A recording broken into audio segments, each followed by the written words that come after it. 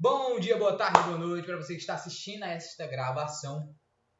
Bom, chegamos aqui, gente, basicamente, num dos últimos conteúdos para avaliação de vocês. Vocês vão ver que é um conteúdo bem leve, bem tranquilo, bem bacana, bem sucinto, tá? Então, aqui nesse terceiro vídeo, você já tem uma boa noção do que são os instrumentos de controle social, já deu uma boa olhada naquela questão ali dos elementos do Estado, a teoria geral do Estado ali, né, na sua forma mais resumida, de um certo ponto de vista.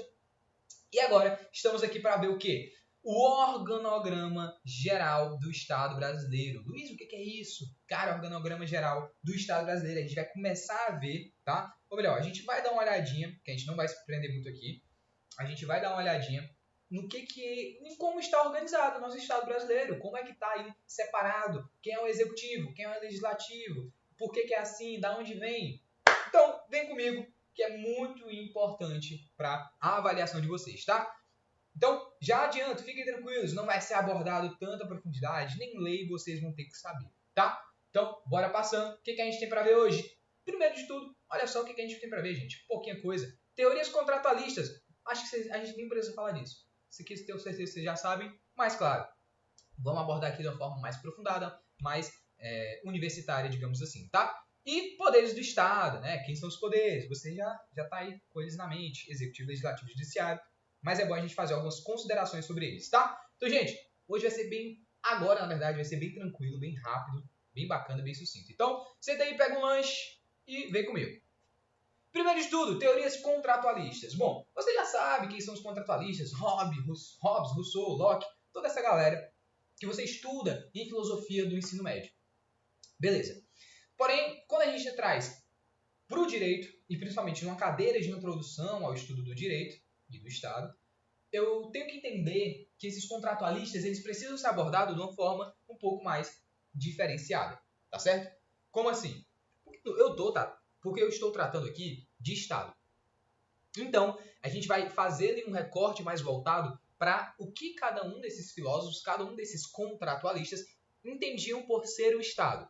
Bom, a gente já tem uma bela noção, principalmente para quem acabou de sair do ensino médio, de como é cada uma dessas coisas.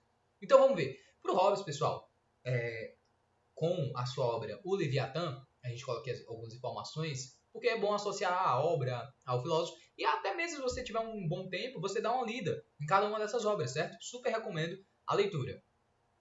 Enfim, estado de natureza, né? E contrato social.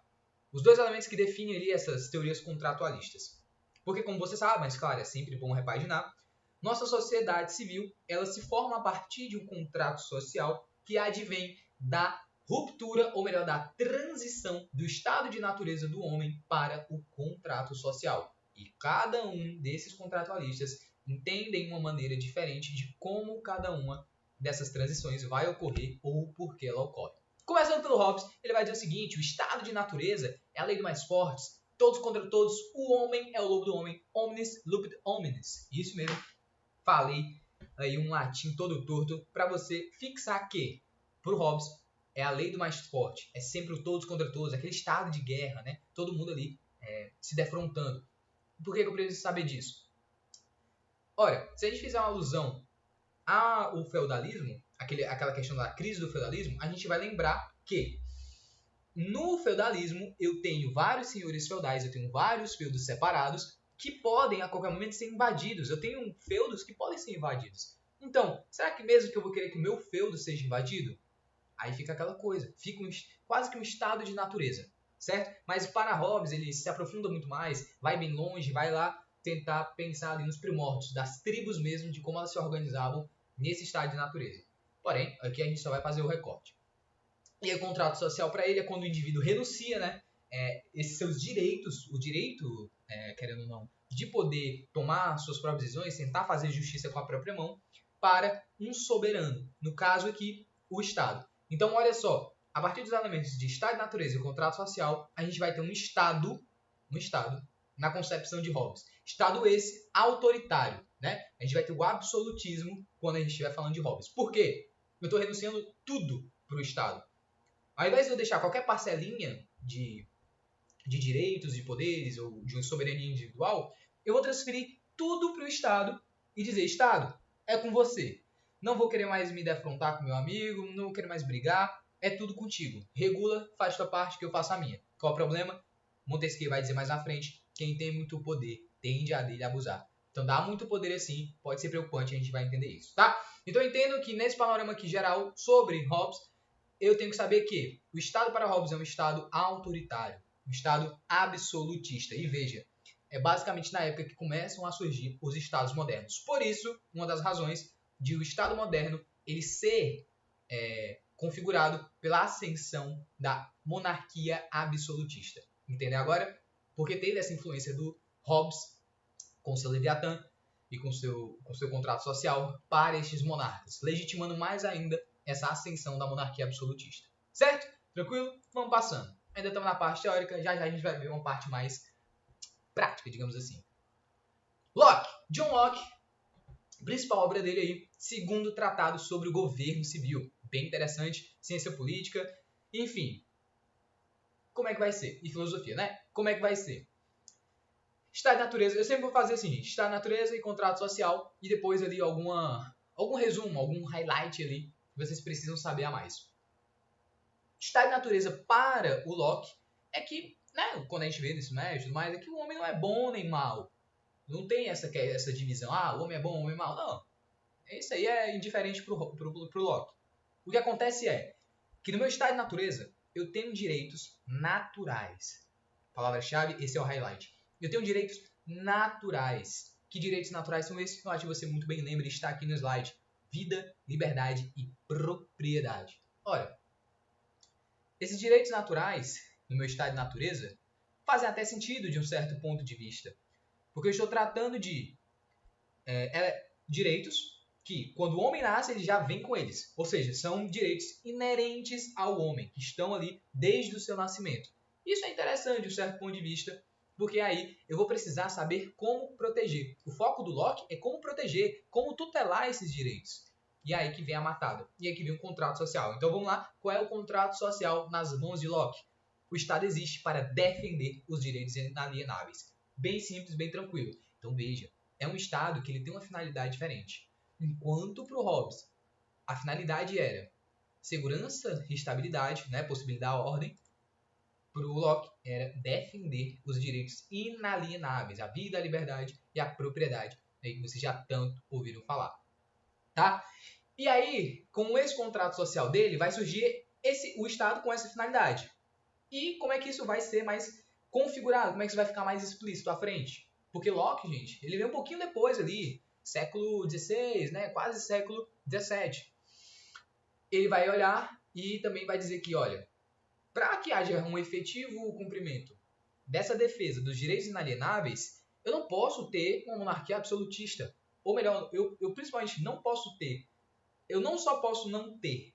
Vou reformular, gente. Eu não posso ter nenhum poder monárquico divino e nem uma monarquia absolutista. Eu preciso de uma forma mais diferente aí para esse Estado. Pode ser absoluto? Talvez, mas precisa ser absolutista? Será que a monarquia tem que ser desse tipo? Ele começa a tentar se desvencilhar um pouco, certo? Porque ele deposita a soberania no povo e não no monarca. Veja, ele está mais preocupado com o homem e seus direitos naturais e não com as relações de briga. Entende? Então a solução para ele é voltada para a soberania do povo. Ele também foi chamado de pai do liberalismo político, né? Defendendo a democracia representativa. Para quem não sabe, democracia representativa é exatamente esta possibilidade de eu eleger, direto ou indiretamente, os meus representantes, certo? O que eu não podia fazer em um Estado absolutista. E vamos passando. Entendido, Locke? Vamos para ele. J.J. Rousseau, Jean-Jacques Rousseau, essa lenda aí, que traz o contrato social. Ele fala, realmente, a obra dele é literalmente essa, né? O nome, contrato social. Que vocês conhecem, ele fala, é o mito do bom selvagem. Ele é bom por natureza. O homem, nossa, é aquela coisa muito filosófica, muito bonitinha. Eu, particularmente, já dei uma lida no contrato social, bem interessante, recomendado a leitura. Não é tão grande assim, tá? Mas é uma leitura já bem intermediária. Enfim, o estado de natureza para ele vai ser esse que eu acabei de falar. Bom, o homem nasce bom, livre, igual, mas a sociedade corrompe. A propriedade privada traz as desigualdades sociais para a sociedade civil. E bom, o Rousseau ele já vem um pouquinho mais avançado. Século XVI, né? Você está o que aqui? Iluminismo. Você está no âmbito do iluminismo. Então, já rompemos bastante com aquela monarquia, né? Aqui a gente já pode falar de um Estado liberal, principalmente baseando-se no Locke, que ele dá um pouco de ensejo ao surgimento do Estado liberal. E aí eu vou perceber que o Rousseau vai seguir uma certa linha, mas não tão voltado para o Locke. Por quê? Vamos simplificar. Porque enquanto que o Locke estava preocupadaço com essa questão dos direitos naturais, a preocupação do Rousseau é outra, meu amigo. Ele quer um pacto baseado na vontade geral. O que o povo quer? O que vocês querem? Certo? E aí, né, que nem a abertura de Bob Esponja. O que vocês querem, crianças? Vocês estão prontos, crianças? Estamos, capitão. Então pronto. Aí, vocês querem o que, crianças? Nós queremos uma ordem jurídica legítima, segura, que eu possa ir viver em liberdade, beleza? E aí o que acontece? Esse pacto é baseado na vontade geral. Se vocês abrirem o contrato social nesse exato momento, que ninguém vai fazer isso, mas se vocês deram uma olhada, agora falando sério, se vocês deram uma olhada no contrato social e olhar nas primeiras páginas, vai estar escrito o seguinte, antes dele começar, quero indagar se pode existir, na ordem civil, alguma regra de administração legítima e segura, considerando-se os homens tais como são e as leis tais como podem ser. Procurarei sempre nessa investigação procurar aliar o que o direito permite ao que o interesse prescreve, a fim de que a justiça e a utilidade não se encontrem divididas. Ele continua, alguns parágrafos abaixo, mas a passagem toda não tem que a gente tanto se prender a isso. Eu quis trazer esse começo porque ele começa falando que ele quer uma regra de administração legítima. Ele quer uma norma que seja obedecida por todos. E é uma questão voltada para a vontade geral. Não é uma vontade de um só. É aquela vontade que vai derivar da vontade de cada um. Tirando a redundância, eu pego aquela galera que está querendo a mesma coisa e eu digo, essa é a vontade do povo, mas principalmente a vontade geral de praticamente todo mundo, tá? Não vai ser a vontade de todo mundo, mas vai ser a vontade geral. Assim, como se fosse o resumo, né, da vontade de cada um. Bom, e a sua contribuição política é essa defesa do iluminismo e a democracia direta, né? Que aí você lança as bases que mais à frente vem ser o liberté, égalité, fraternité da França, né? Querendo ou não, o Rousseau era francês. E aí ele vai defender o quê? Democracia direta. Não estou mais falando de democracia representativa. Porque a maior distinção é, na democracia representativa eu tenho a possibilidade de eleger meus representantes. Porém, isso pode acontecer de uma forma indireta, certo? Aqui, o Rousseau ele se prende à democracia direta. Eu, cidadão, vou eleger meus representantes. Como? Aí sim vai entrar o direito eleitoral, vai entrar as formas de você eleger seus representantes, certo? E quem são eles também. Então, gente, era basicamente isso sobre Rousseau, Locke e Hobbes. Porque agora a gente entra em outro cara, falar aqui um pouquinho dele também, Montesquieu. Claro, Montesquieu não podia ficar de fora dessa. Já falei aqui a frase dele várias vezes, né? Quem tem muito poder tende a dele abusar. E ele vai trazer o espírito das leis. Esse cara vai influenciar basicamente todo o ordenamento jurídico ocidental. O que quer dizer isso? Sistema de freios e contrapesos, tripartição de poderes são as palavras-chave que vocês precisam para entender os contratualistas, tá? Porque quando a gente sair daqui dos contratualistas, a gente vai começar a ver como a gente está organizado, que a gente tem influência desses pensadores, mas principalmente do Montesquieu com a sua tripartição de poderes, tá? Então eu vou tentar fazer alusão um momento ou outro com o contratualista e dizer, tá aqui a ideia desse contratualista, tá aqui a ideia desse contratualista. Para vocês verem como isso que a gente está vendo não é que nem a gente está no ensino médio, cateta hipotenusa, precisa para quê? Bom, quem é da engenharia com certeza precisa. A gente, contratualista, filosofia precisa para quê? Vocês vão ver agora. Enfim, bom, voltando para o assunto principal, vamos entender Montesquieu. Ele vai trazer, óbvio, essa questão das leis e tudo mais, porque o Montesquieu ele faz o quê?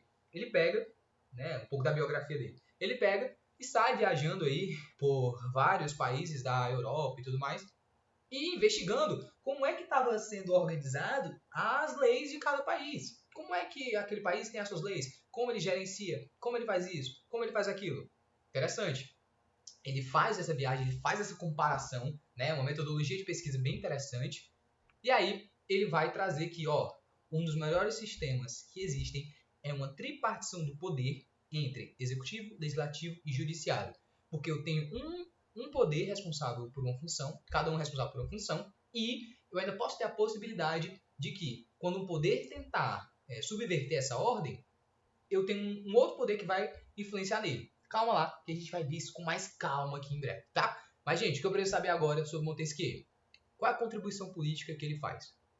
Ele defende a república, a monarquia legítima e o fim do despotismo iluminístico e a democracia direta, tá?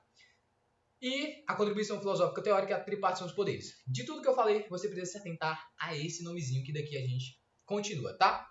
Aqui, um resumão básico dos contratualistas, certo? Ó, um pouco da metodologia de cada um, a natureza humana, né? Como é o estado da natureza, objetivo da criação, delegação do poder. E veja, para o Hobbes é imposta, lembra, é um estado absoluto. Eu tiro todo o meu poder e aí o estado vai impor o que ele quiser. E aí que faz ascender os absolutistas monárquicos. E Locke é espontâneo, né? Um pouco mais espontâneo porque eu não quero um estado monárquico. Eu quero um estado, aqui para Locke, é mais liberal mesmo, ele é o pai do liberalismo, que, aprofundando um tiquinho para vocês, dando uma palhinha, o Estado liberal ele vai ser muito, acho que muitos de vocês já devem saber, na verdade. O Estado liberal ele vai estar voltado ao quê? Bom, eu preciso que o Estado faça menos para que eu possa fazer mais. Como assim? É uma liberdade, né, que eu preciso de o Estado atuar negativamente, ou seja, se afastar da vida privada, para que eu, né, cidadão do Estado, possa ter maior gerência na minha propriedade privada, tá? E aí surgem as relações, isso é bem interessante. E Rousseau também é espontâneo, porque aqui já é vontade geral. Então o Estado ele tem que respeitar a vontade geral. Trazendo aqui um pouco da ideia do que é um Estado democrático ou o que é um Estado de direito. Mas para Rousseau é principalmente o que é um Estado de direito. Gente, sei que é muita informação até aqui, eu falo muito rápido, muitas informações e tudo, mas sempre que a gente estiver falando de um assunto que vai necessariamente cair na prova, eu vou pausar, vou com mais calma e a gente vai entender direitinho, certo? Então os contratualistas, vocês precisam só ter essa noção. Quem é o estado de natureza? Qual é o estado que ele surge, certo? Aquela questão mais simplória, mas simplória que eu digo no sentido de vocês focarem nisso. Mas o resto aí é para base mesmo que vocês precisam, tá? Então vamos continuando, sempre que tiver um highlight, como eu gosto de dizer, a gente vai pausando. Governo e Estado, que é interessante, e os próximos assuntos relacionados a isso, a gente vai fixar um pouco mais as informações para que vocês possam ter o conhecimento para a prova. Por quê? Porque a gente vai falar também sobre forma de governo e forma de Estado. Uma pincelada bem por cima, uma noção geral, e aí pode ser que caia na prova uma questão objetiva para que vocês diferenciem. Ou subjetiva, né? Governo e Estado. Interessante. Se você pegar a Constituição, assim, eu recomendo. Recomendo vocês darem uma namorada. Não precisa decorar a Constituição. Gente, sério, decorar artigo no direito é loucura, tá? Se você conseguir, ótimo. Mas se não conseguir, não tem nenhum problema, tá? Agarre-se ao livro, à Constituição e leia. Basicamente lendo, aí você vai se familiarizando melhor. Mas o importante a Constituição ela já traz essas noções que a gente vai trabalhar um pouco aqui. Então, se você quiser dar uma lida, né, você vai ver que no artigo 1º ele fala: a República Federativa do Brasil, formada pela união indissolúvel dos estados, municípios e do Distrito Federal, constitui Estado democrático de direito e tem como fundamentos. Aí tem nossos fundamentos aqui, ó, sobre o que ela é fundada, né? É a soberania, é a cidadania, a dignidade da pessoa humana, valores sociais do trabalho e da livre iniciativa. Por que eu chamo a atenção para esse artigo 1º? República Federativa. Acabou. Você só precisa ler até aqui. República Federativa do Brasil. Por que, Luiz? Porque você vai ver que quando eu estou falando de república e de federação, eu estou falando necessariamente de forma de Estado e forma de governo. Olha que interessante. Se você não sabia que tinha uma diferença entre Estado e governo, e principalmente entre a forma que cada um é composto, você vai entender agora. Porque quando eu falo de Estado, a gente volta para aquele conceito, sociedade política organizada aqui, ó. Esse conceito do Dalmo, da Lille, né? Dalmo abriu da live. E quando eu estou falando de forma de governo, é a forma como o governo vai exercer seu poder. Poder de forma republicana, né? E aí você lembra lá o república, né? Que é o res publica, coisa pública. E nesse sentido, a gente vai trabalhar aqui essa ideia, essa distinção entre forma de Estado e forma de governo, de forma bem didática, bem leve e bem bacana. Bora começar pela forma de Estado, né? A federação. É interessante chamar atenção para esse nome, federação. Por quê? Porque a gente percebeu também em outros slides que a forma de Estado brasileira ela é federada. Né? Você lê, tá lá no caput. No caso, a cabeça do artigo, né? Aquele texto do artigo 1º. A República Federativa. Pronto, para aí. O que eu estou dizendo? Eu tenho muita informação nisso, tá? Primeiro que eu já estou dizendo que é uma república e agora que ela é federativa. Foca no federativa. Federação, gente, é uma forma de organização estatal voltada para a descentralização do monopólio do poder e as respectivas autonomias dos integrantes dela. Resumindo, que eu não vou ficar aqui sendo pedante com vocês, eu vou ser o mais didático e leve possível. Cara, eu estou dizendo que essa minha federação na verdade, uma forma de eu dividir o Estado, eu repartir o Estado em outras instâncias. Então, você sabe que existe a União, né, formada com o governo federal, formada pelos 3 poderes e tudo mais. E aí você tem os Estados-membros, né? Você tem as unidades federativas. Olha o nome. Unidades da federação, unidades federativas. Olha que interessante. Então, fazem parte, né, da federação, mas vão ter que ser um pouquinho menos de poder do que a União teria. E aí você tem o Distrito Federal, que isso aqui é matéria já para Direito Constitucional 2, então a gente não se aprofunda. Municípios, né, e a autonomia política. Desculpa, você tem os municípios também. A autonomia política entrou aqui sem vergonha, não sei porquê. Mas enfim, é uma descentralização política. O que isso quer dizer? Ao invés de eu ter tudo centralizado nas mãos de um só, como era lá na monarquia, eu vou ter uma divisão, vou ter uma descentralização desse poder em outras instâncias. Então, o que ocorre? Ao invés de eu ter só um poder, né, no caso o monarca, para fazer tudo, eu posso delegar um pouco, eu posso repartir um pouco desse poder, descentralizar esse poder para os estados, por exemplo, para poderem fazer suas próprias normas e regerem a situação. Se a coisa ficar feia no estado, você pode ir para a União, que é ali o último nível, digamos assim, da federação. Tá? E o que eu preciso também saber disso? São as características. Primeiro, que a federação é uma forma de descentralização política.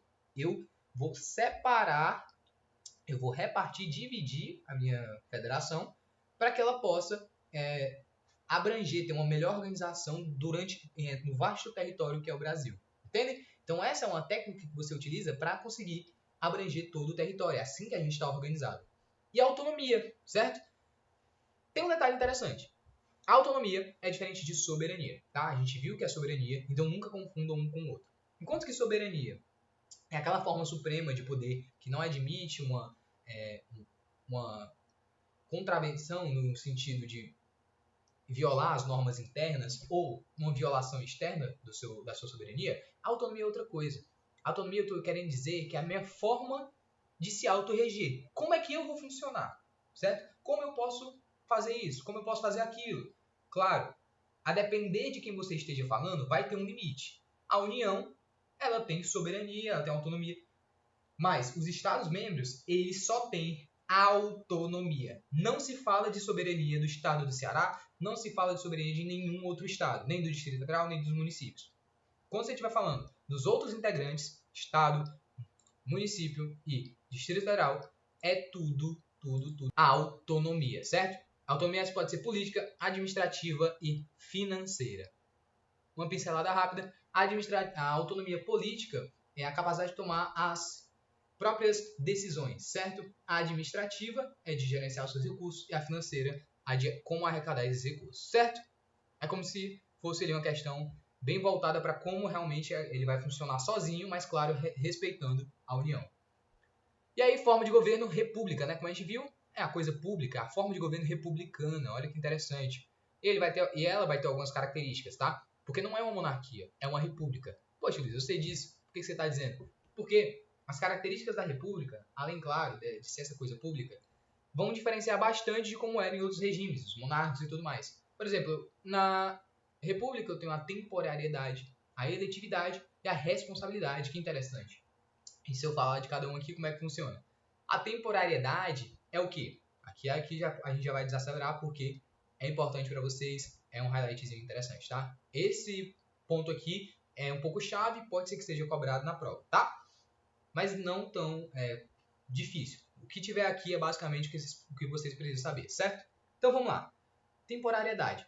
Quando eu falo de temporariedade enquanto característica da República, eu estou dizendo que ao longo do tempo esse exercício do poder republicano tem que ser transferido, tem que ser repassado. Eu não posso ter um mandato de 12 anos, certo? Eu não posso ter um mandato de 50 anos. Eu preciso que, em determinado tempo, outras pessoas, né, outros cidadãos, pessoas do povo, possam também ser eleitas como representantes, certo?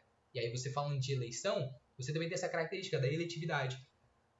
A república te permite votar e ser votado, certo? Capacidades eleitoral aí, ativa e passiva, enfim. E, por último, responsabilidade. As pessoas que estão no controle da máquina pública, elas são responsáveis pelos seus atos. Isto é, se eu tenho um representante, um senador, um deputado, quem seja, que ele comete ali algum ilícito, faz alguma coisa errada, ele precisa ser responsabilizado por isso. Por isso você tem lá o crime de responsabilidade, né, do presidente da República, mas alguns já devem ter ouvido falar. Mas isso é uma característica da República. Porque, poxa, você está representando o povo, cara. O cargo ali não é seu. É um cargo que você exerce para poder representar os interesses do povo. Mas, claro, o que é Brasil, aqui a parada é diferenciada, né? Enfim.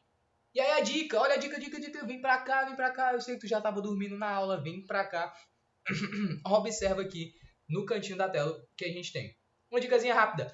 Fogo na República, forma de governo republicana, fogo na República, não literalmente, pelo amor de Deus, se você quiser tacar fogo na República, eu não te conheço, eu não sei quem é você, nunca faça isso, eu nunca fui seu monitor. Mas brincadeira, né? Fogo na República, forma de governo republicana. Beleza? Dicasinha, mnemônico e tudo.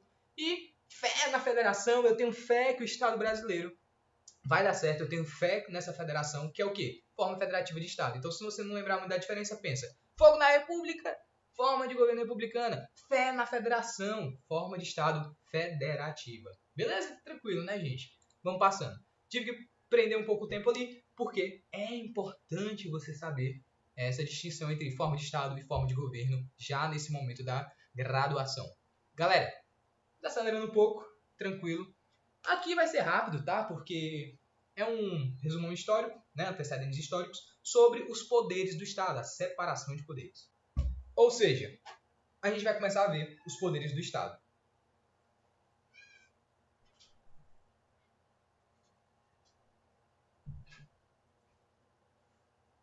Tive que abrir a porta para minha filha, voltei. Você pensou que esse silêncio era para você refletir sobre o que a gente viu até agora, né?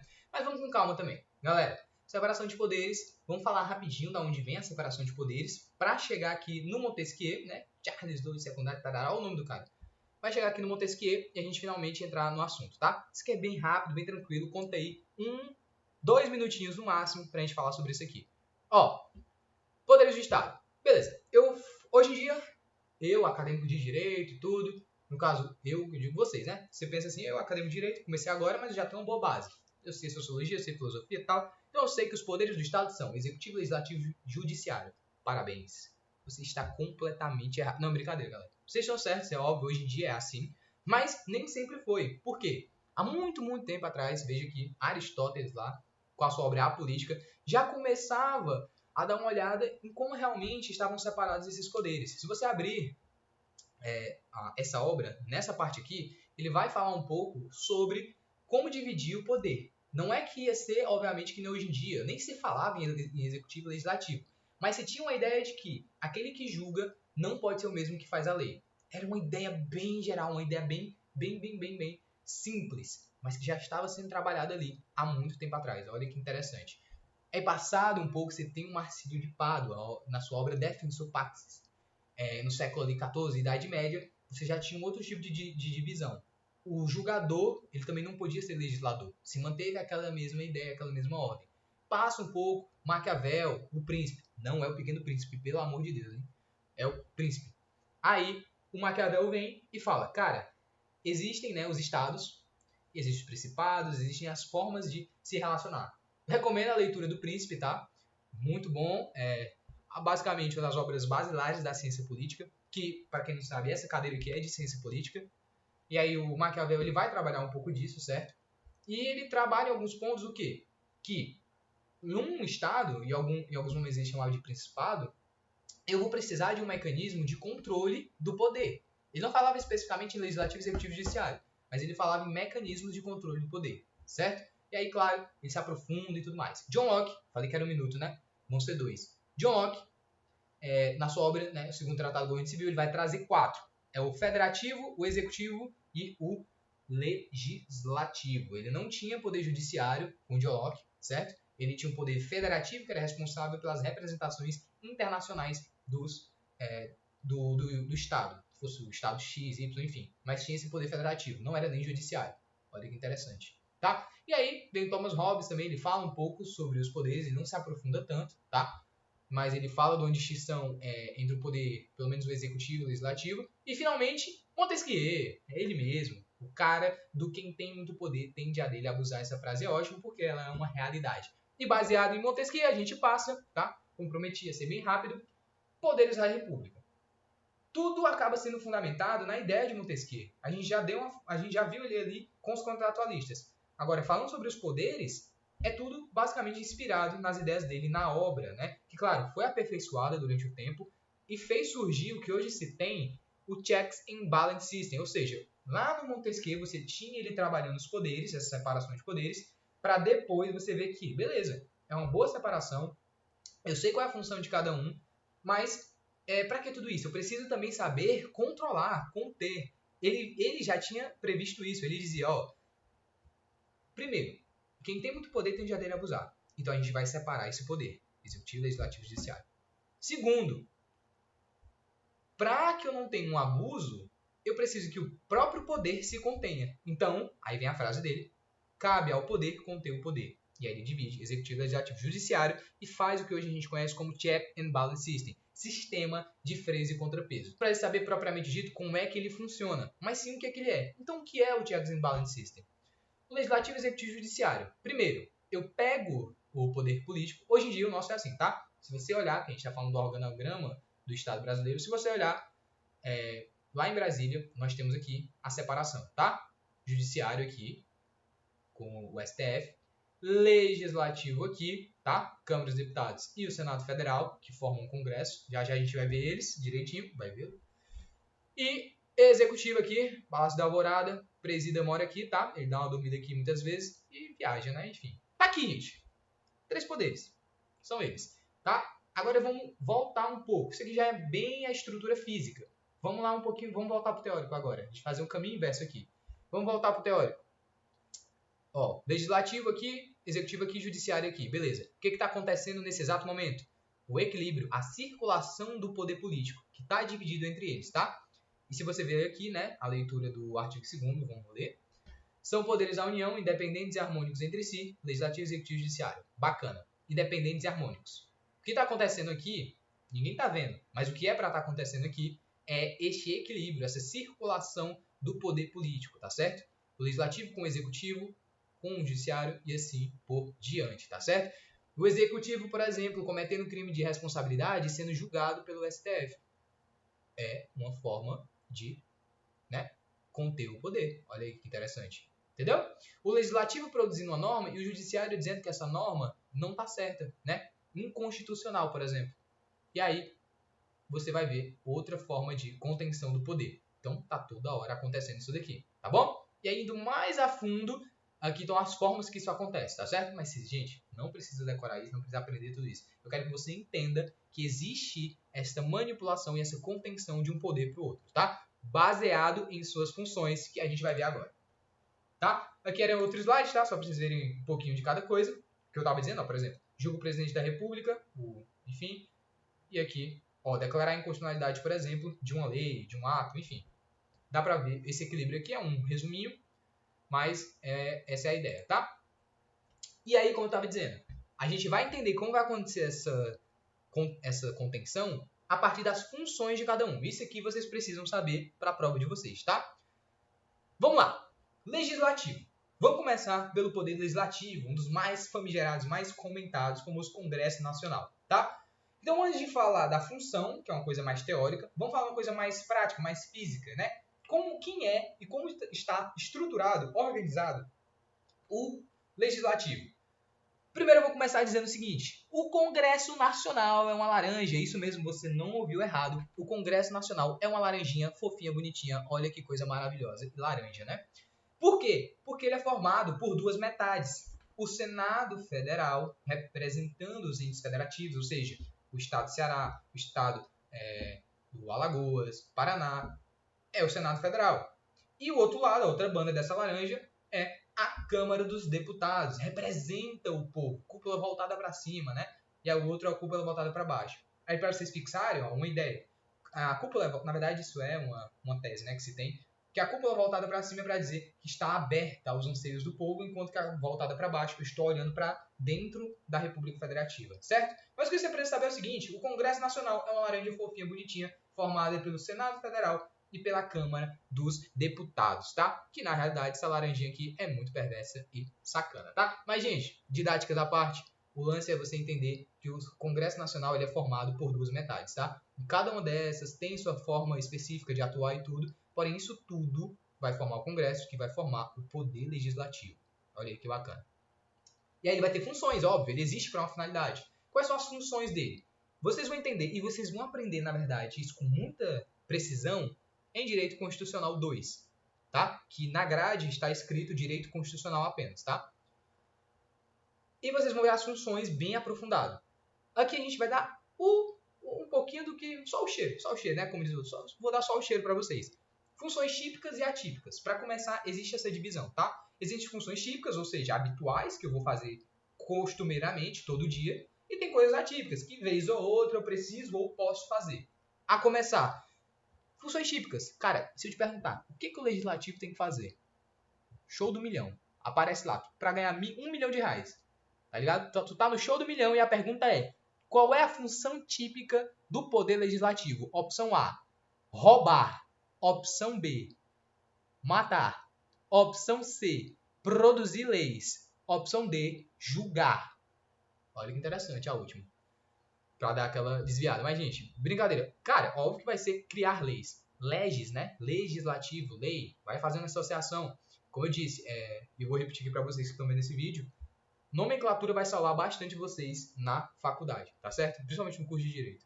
E aí, o que acontece? O legislativo, a função típica dele é criação, produção, publicação da norma. É o que ele tem que fazer. Tem que saber criar norma. Tem que fazer uma norma bonita, seguindo umas regras e tudo mais, a sua estrutura, que a gente vai ver um pouquinho disso ainda esse semestre. E ele pode, claro, em algumas situações excepcionais, administrar, que é uma função do executivo, e julgar, que é uma função do judiciário, tá certo? E administrar seria no processo de licitação e tudo mais, vocês vão em administrativo. Julgar, né, julgamento de autoridades no processo de impeachment. Enfim, atipicamente ele vai administrar e julgar, mas ele só tem que fazer o quê? Opção C, criar a lei, tá bom? É bem tranquilo. Aí, gente, voltando para cá, só para vocês entenderem o que significa esse quadro, que o Congresso Nacional, como vocês viram, ele é uma laranja. E outra, se você colocar isso na prova como resposta, eu nunca falei isso, eu não sou monitor de vocês, tá? Se a professora perguntar. E vocês estão muito enganados, tá? Isso aqui é muito para fins didáticos mesmo. Mas, gente, o que eu quero dizer? Quando eu falo de Congresso Nacional, eu tô falando no nível federal, tá?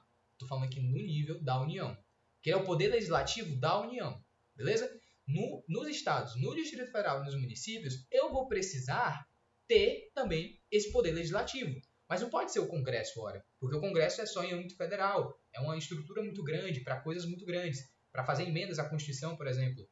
A nível estadual, aí eu vou começar a ter umas repartições ali do Congresso Nacional. No nível estadual, é o poder legislativo estadual, exercido pelas Assembleias Legislativas Estaduais. No DF é a mesma coisa, né, Distrito Federal, e no município são as câmaras dos vereadores. Tá certo? Obviamente, não vamos cobrar isso em prova, você não vai cobrar isso na prova, porém é bom você já ter essa noção, tá? Que vocês precisam saber funções típicas atípicas e ter essa noção, né, de que o Congresso Nacional é duas metades de uma laranja, formada pela Câmara e pelo Senado. Beleza? Próximo. Poder Executivo. Poder Executivo, muito interessante. E aí, vamos começar agora pelo contrário. A gente vai começar falando das funções e depois um pouco da estrutura. Porque entendendo a função, você entende agora a estrutura. No caso aqui do Poder Executivo. Então vamos lá. Função típica. O que o Executivo tem que fazer todo dia habitualmente?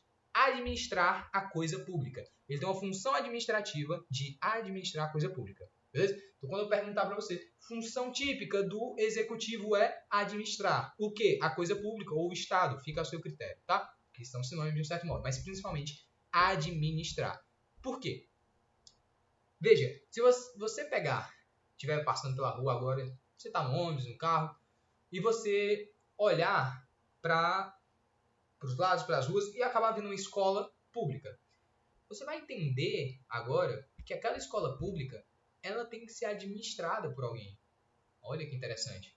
Então, uma Secretaria da Educação Estadual, Secretaria Estadual da Educação, ela é vinculada ao Poder Executivo, que eu estou executando algo que está previsto na Constituição, como acesso à educação por meio de escolas públicas. Olha aí que jogada interessante, entendeu? Você está vendo essa atuação. É uma atuação, o Executivo ele tem uma atuação que ele não vai ficar tão visível, não vai ficar tão assim na cara como é o STF, né? O STF, você abre aí uma rede social, tá lá o Xandão, né? O nosso querido Xandão, ou qualquer outro ministro do STF, e você vai ver muitas notícias, né? O STF entendeu por isso, julgou assim, julgou assado, porque é uma coisa mais visível, mais saliente. Mas o Executivo, ele tem essa funçãozinha mais pacata. Às vezes, claro, você vai ver o presidente da República atuando, né, quando ele sai para relações exteriores e tudo mais, enfim. É uma coisa menos visível do que as outras, tá? Mas essa é a função típica dele, administrar. E às vezes também produzindo políticas públicas e tudo mais, certo? Nesse caso, as funções atípicas dele vai ser a legislativa e a julgadora, certo? Só voltando um pouco e dando ênfase para o exemplo da política pública. Por exemplo, eu dei o exemplo das escolas, né? Que uma escola estadual, ela está vinculada e tudo. Uma escola pública, ela está ali sendo controlada pela Secretaria Estadual da Educação e que a Secretaria está vinculada ao Poder Executivo.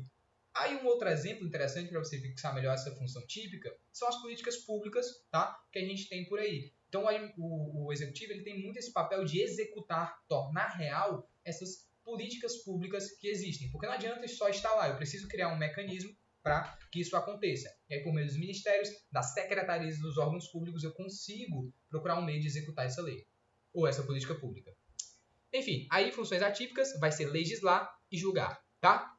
Você vai começar a entender que a função típica de um poder é a função atípica dos outros dois. Beleza? Já já a gente vai ter um slide mais autoexplicativo. E aí, o que acontece? Vamos entender um pouquinho dessa estrutura? Vem cá. A gente viu que o Poder Executivo, né, tem que administrar. Então, vai ser feito por uma pessoa, essa administração. Olha, a gente tem, óbvio, você já tem uma noção que o chefe do Poder Executivo, pelo menos do Brasil, é o presidente da República. Porém, isso é âmbito federal, lá na União, lá em cima, é o presidente da República. Quando eu venho descendo mais para perto, aqui, por exemplo, de Fortaleza, eu vou entender que no estado de Ceará, no grande estado de Ceará, que é feito por vários municípios, eu vou ver aqui governos estaduais, que vão ser exercidos por quem? Governadores. Aí, atualmente, nós temos o Eumano, por exemplo. Municípios, né? Aí eu vou ter os prefeitos, tá certo? E é basicamente assim. Eu vou cortar, porque eu não lembro se o Eumano é governador, ele é prefeito. Então vamos para a estrutura. Olha, eu digo que o Poder Executivo ele foi feito, né, para tornar real, administrar a coisa pública. Se fixem muito a isso, administrar mesmo a coisa pública. Né? E aqui isso acontece por meio de ministérios, secretarias, órgãos públicos. Beleza. Como isso vai acontecer? Vamos aqui para a estrutura. Se o Poder Executivo ele é responsável por administrar, essa administração vai acontecer por alguma pessoa. Tá certo? Então você sabe que, por exemplo, no governo federal, nós temos o presidente da República. Ele é o chefe do Poder Executivo no âmbito federal, lá em cima, para representar o Brasil na sua máxima instância. Porém, vamos se aproximando aqui, por exemplo, do município de Fortaleza e entender que no âmbito estadual, no estado do Ceará, eu vou ter um governador. Olha só que interessante. Eu vou ter um chefe de governo para gerenciar todo aquele estado, toda aquela unidade federativa. E aí, se eu for descendo, vier para a cidade de Fortaleza mesmo, município de Fortaleza, melhor dizendo, eu vou ter governos municipais, né? Um chefe do executivo municipal, prefeitos municipais, que ficam lá na Câmara dos Vereadores. Beleza?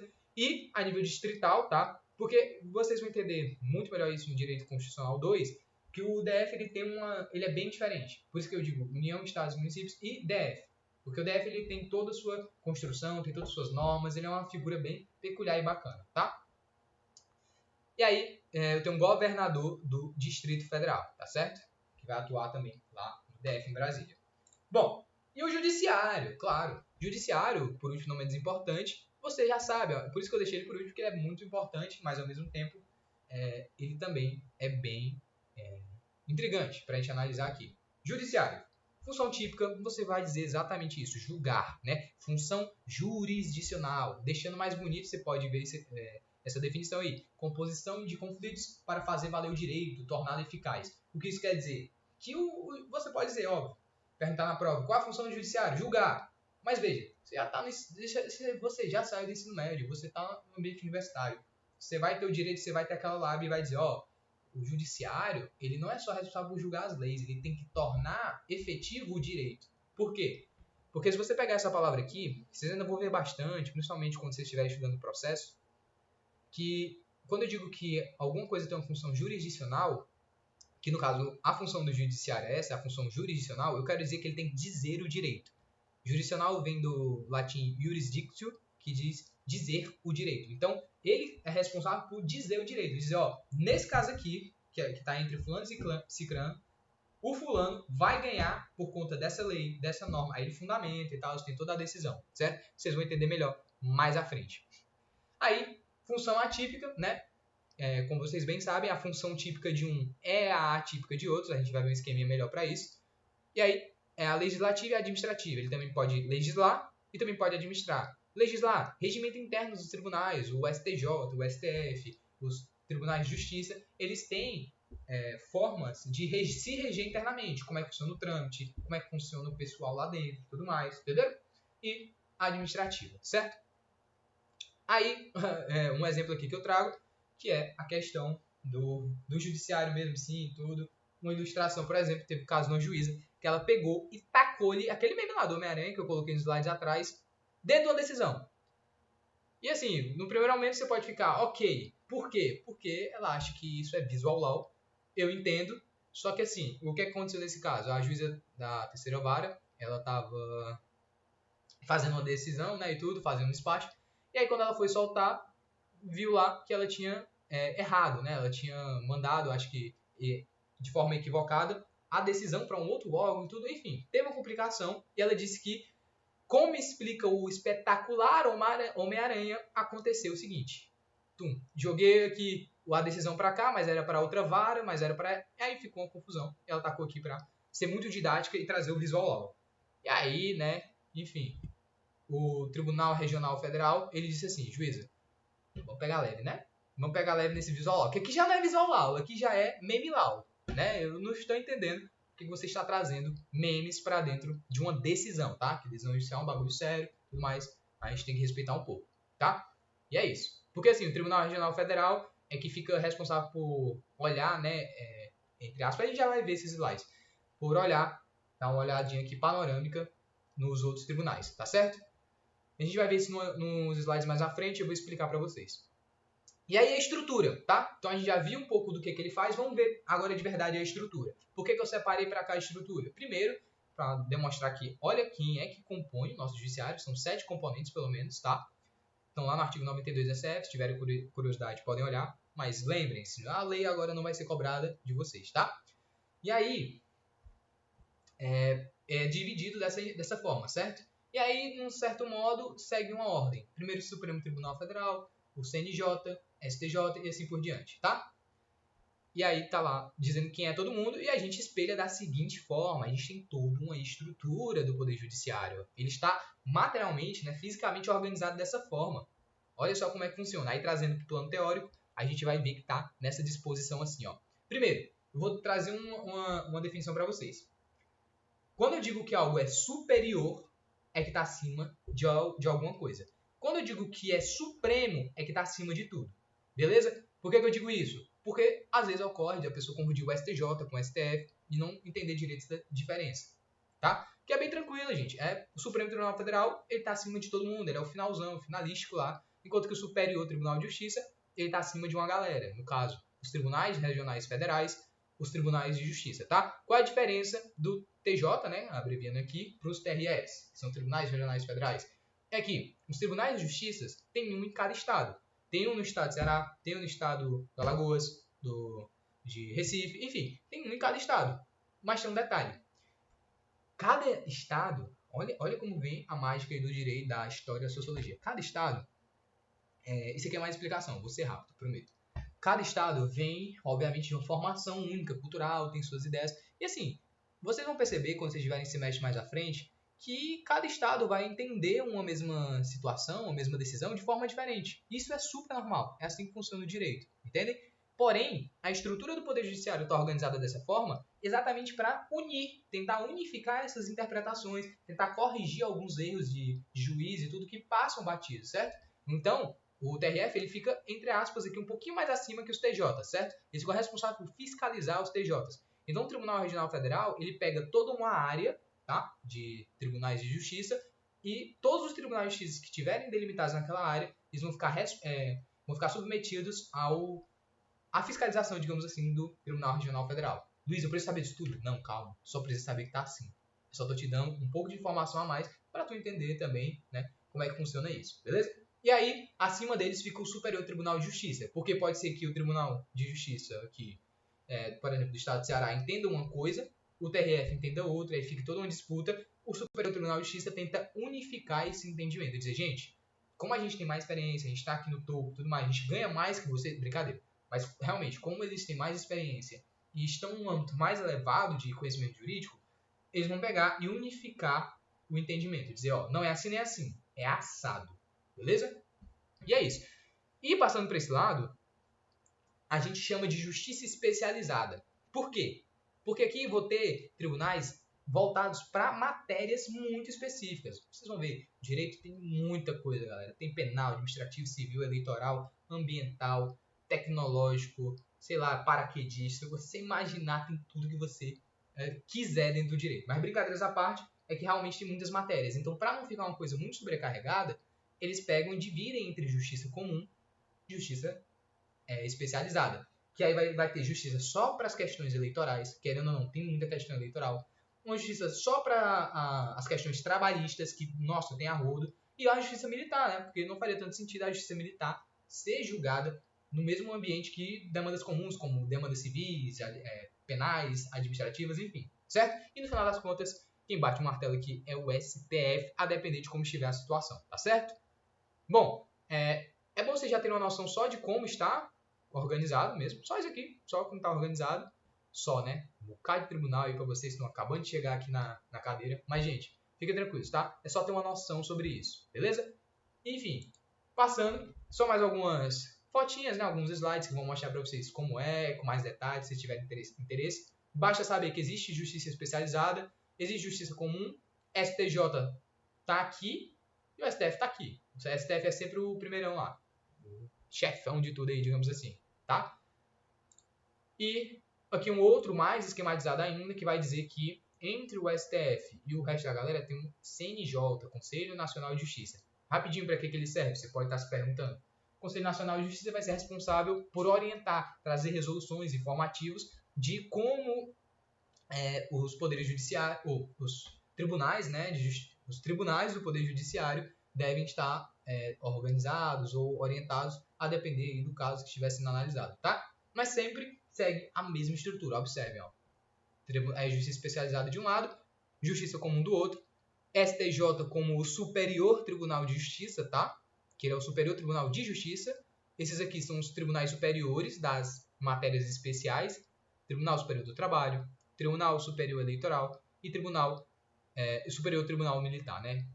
E aí eles vão estar acima dos outros, tá? E não acima de tudo, como é o STF, que é o Supremo. Ele não é superior, ele é Supremo, então tá acima de tudo. Beleza, gente? Bacana, tudo certo. Porque se estiver, encerramos por aqui com a frase de Epicuro de Samos: o prazer não é o mal em si, mas certos prazeres trazem mais dor do que felicidade.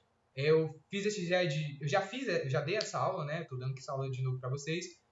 Mas quando eu dei essa aula pra galera pela primeira vez, eu botei essa frase por conta do carnaval. Então, alguns prazeres são muito bons, mas alguns trazem mais dor que felicidade. Então, aquela vibe de carnaval, tava todo mundo animado. Ó, vamos pro carnaval, mas voltem pra cá sóbrios, vivos e íntegros, beleza? E é isso, galera. Você que assistiu até aqui é um guerreiro ou uma guerreira. Muito obrigado aí pela sua atenção, pelo seu tempo. Desejo uma boa sorte na sua prova e bons estudos, tá? Muito obrigado. Eu fico por aqui. Não bota no ponto 5 porque eu já falo muito rápido. E um beijo. Tchau, tchau.